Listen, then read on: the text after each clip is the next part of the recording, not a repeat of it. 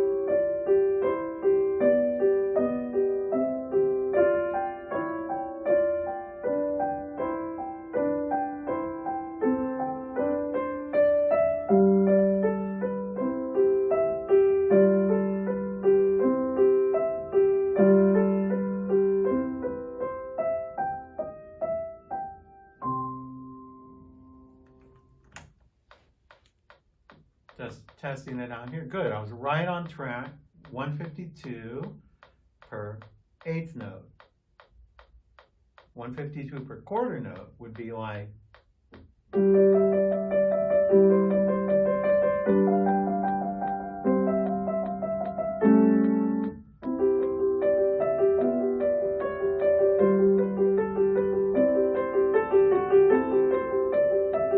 that's not bad. I mean, it's not bad, I think, at 152 per quarter note. It's a little fast. I think it's too fast. It's too fast at 152 per quarter note, but it's too slow. It's way too slow when I played it all the way through at 152 per eighth note. So this is a pattern you're beginning to see throughout the whole thing.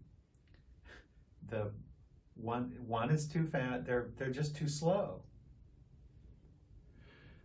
Now, this is marked Allegro moderato, and it has all eighth notes, no quarter notes. Number 1 is Allegro moderato. It has all eighth notes, no 16th notes. No 16th notes in either one, 1 or 13. So 1 and 13 are similar in a lot of ways. Both Allegro moderato, both 152.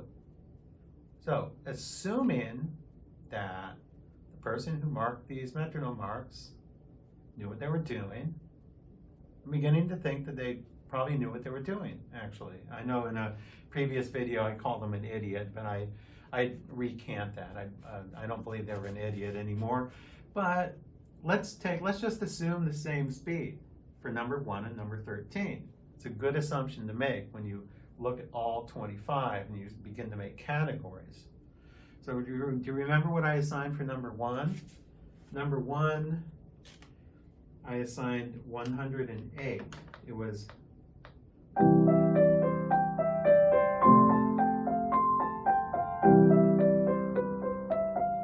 like that. It was a nice flowing allegro, but it wasn't too fast.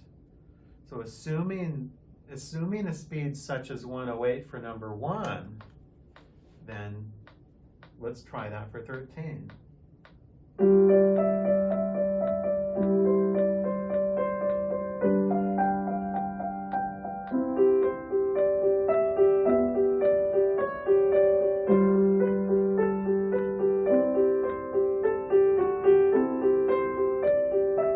I think it's perfect.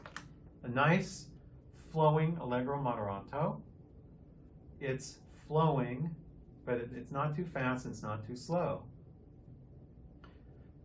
Here's the problem. The problem is, let's just assume for a minute that BURGMÜLLER wanted a tempo like that, which is what I just played, which isn't even that fast, 108 per quarter.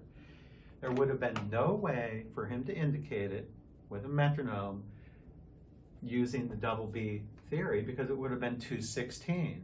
It would have exceeded the limitations of the metronome. So I've alluded to this in previous videos now. You can start to see a pattern that this tempo given here is most likely a practice tempo. It's most likely not an ideal professional performance speed if one were to play it in a concert.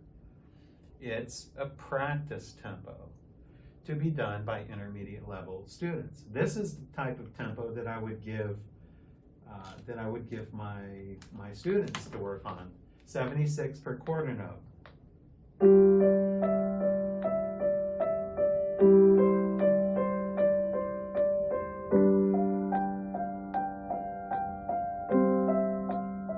That's a good practice speed, but it's not an allegro moderato, and it really probably should be equal to number 1. So, the person who wrote these metronome marks most likely was indicating practice tempi. I'm only halfway through the pieces now, but every single piece up to this point has been the same thing over and over again. They're practice tempi. They're practice tempi because of the limitations of the metronome. They had no way of exceeding 208. So there would have been no way for them to indicate the correct speeds, assuming the double beat theory, because of the metronome limitations. So the double beat theory could very well be correct, at least in the BURGMÜLLER. But if that's the case, if that's true, then it has to be true that the metronome speeds are practice tempi. Well, let's see if this applies to the next ones. Stay tuned for the next video, and I'll move on to number 14, the waltz.